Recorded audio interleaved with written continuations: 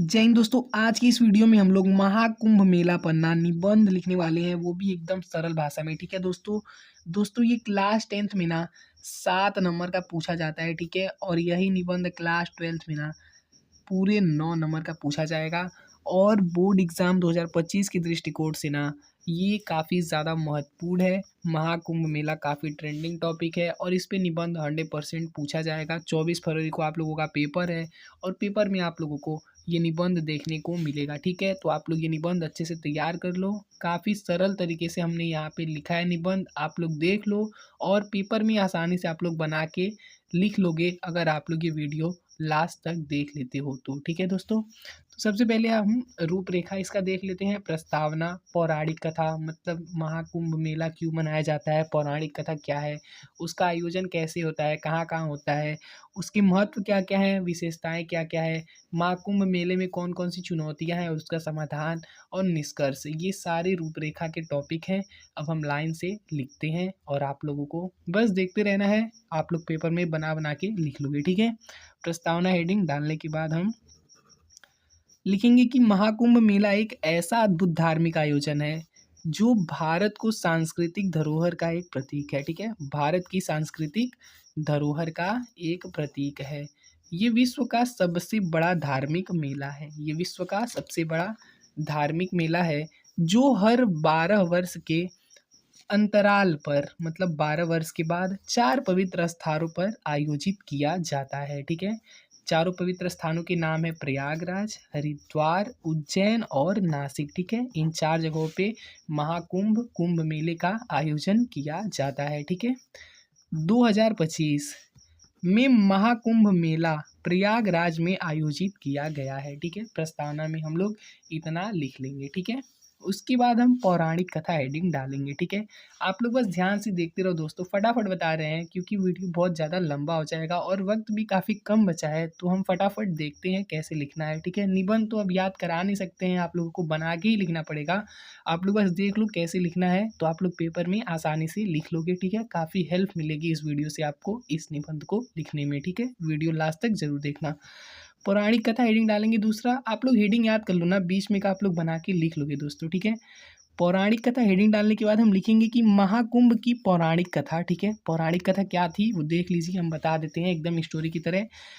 महाकुंभ की पौराणिक कथा समुद्र मंथन से जुड़ी है। ठीक है, महाकुंभ की जो पौराणिक कथा है वो महाकुंभ की जो पौराणिक कथा है वो समुद्र मंथन से जुड़ी है। ठीक है, देवताओं और असुरों के बीच अमृत कलश के लिए युद्ध के दौरान, ठीक है, देवताओं और असुरों के बीच अमृत कलश के लिए हुए युद्ध के दौरान अमृत की कुछ बूंदें इन 4 स्थानों पर गिरी थी। ठीक है, इन 4 स्थानों पर गिरी थी जिसके कारण ये चारों स्थान बहुत पवित्र माने जाते हैं। ठीक है, चारों स्थानों के नाम कौन कौन से हैं? पहला स्थान है प्रयागराज, ठीक है फ्रेंड्स, दूसरा है हरिद्वार, तीसरा है उज्जैन और चौथा है नासिक। ठीक है, इन 4 स्थानों पर कलश की, मतलब अमृत की बूंदें गिरी थी जिसके कारण ये चारों स्थान बहुत पवित्र है और यहाँ पे महाकुंभ का आयोजन किया जाता है। ठीक है, पौराणिक कथा ये बताती है। ठीक है,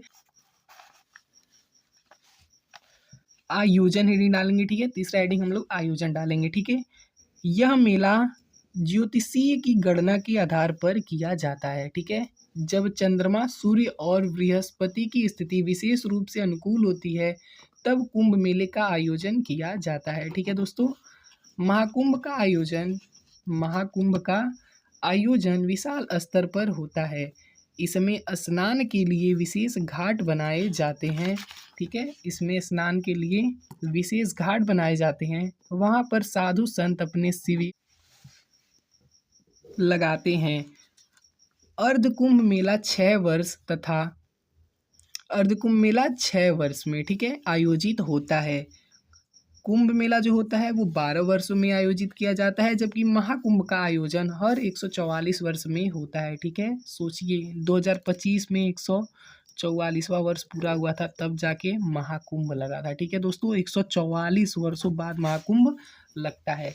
अब चौथा हेडिंग हम लोग महत्व, रूपरेखा का चौथा हेडिंग क्या था? महत्व था। ठीक है, अब महत्व हेडिंग डालने के बाद हम लिखेंगे कि महाकुंभ में लाखों श्रद्धालु गंगा, जमुना और सरस्वती के पावन संगम में स्नान करते हैं। ठीक है, यह मान्यता है कि पवित्र स्थान से सभी पाप धुल जाते हैं। ठीक है, यहाँ पे जो पवित्र स्थान है अमृत गिरी थी ना दोस्तों, तो यहाँ पे स्नान करने से ना सभी पाप धुल जाते हैं और मोक्ष की प्राप्ति होती है। ठीक है, इस पावन संगम में स्नान करने से मोक्ष की प्राप्ति होती है। महाकुंभ न केवल धार्मिक आयोजन है, बल्कि यह भारतीय संस्कृति और एकता का प्रतीक भी है। ठीक है दोस्तों, अब हम विशेषताएं हेडिंग डालेंगे। ठीक है, विशेषताएं हेडिंग डाल देते हैं हम।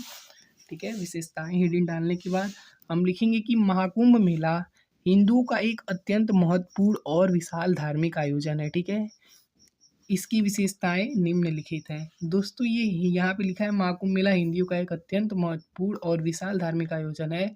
दोस्तों यहाँ पे हिंदू ही नहीं बल्कि विदेशों से भी लोग आते हैं महाकुंभ में। ठीक है दोस्तों, ये सब भी आप लोग लिख सकते हो बना बना के। ठीक है दोस्तों, हम बस आपको एक रूपरेखा दे रहे हैं कि आपको कैसे लिखना है। आप बना बना के ही लिखना, क्योंकि जो हम बता रहे हैं आप याद नहीं कर पाओगे, बहुत बड़ा हो जाएगा। बस हम आपको कुछ हिंट दे रहे हैं और बता रहे हैं कि कैसे लिखना है। ठीक है, लिखेंगे त्रिवेणी संगम की पवित्रता। विशेषताओं में पहला हेडिंग लिखेंगे त्रिवेणी संगम की विशेषता। ठीक है, त्रिवेणी संगम मतलब 3 नदियों का संगम होता है ना, उसी को त्रिवेणी संगम बोला जाता है। ठीक है दोस्तों, ये मेला गंगा जमुना और सरस्वती नदियों को पवित्र संगम पर आयोजित होता है। ठीक है, यह मेला जो होता है गंगा जमुना और सरस्वती नदियों को पवित्र संगम में, सरस्वती नदियों के है यहाँ पे। ठीक है दोस्तों, पवित्र संगम पर आयोजित होता है, जिसे त्रिवेणी संगम कहा जाता है। ठीक है, 3 नदियों के संगम को त्रिवेणी संगम कहा जाता है। इस पवित्र संगम में स्नान करना अत्यंत पवित्र और मोक्षदायक माना जाता है। ठीक है,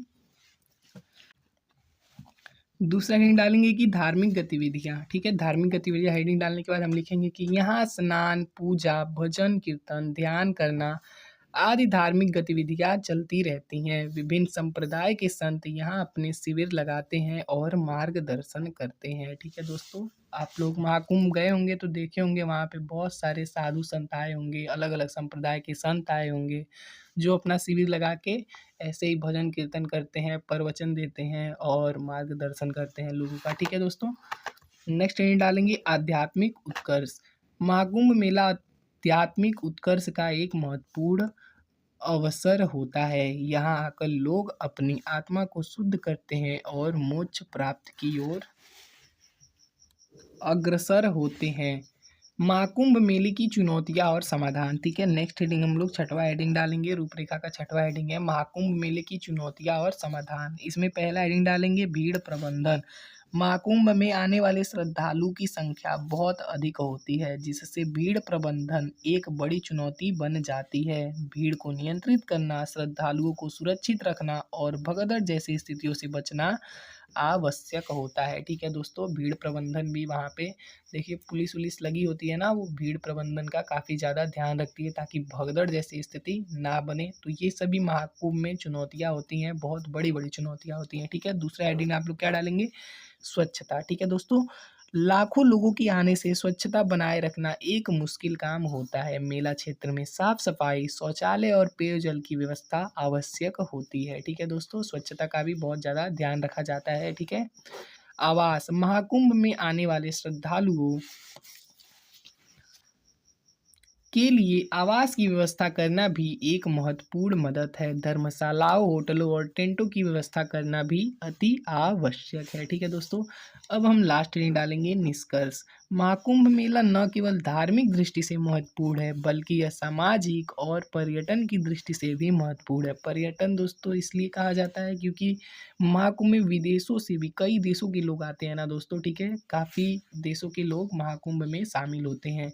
यह आयोजन भारत की समृद्ध सांस्कृतिक धरोहर है। ठीक है, भारत की समृद्ध की सांस्कृतिक धरोहर है और विश्व को भारतीय संस्कृति की महानता का परिचय देती है। ठीक है दोस्तों, तो यहाँ पे जो निबंध है ख़त्म हो गया। इतना अगर क्लास 12th में आप लोग लिखोगे ना तो पूरे के पूरे 9 नंबर मिलेंगे। 10th में आप इसमें से थोड़ा बहुत कम भी लिख सकते हो, तभी भी आपको 7 नंबर मिल जाएंगे। ठीक है।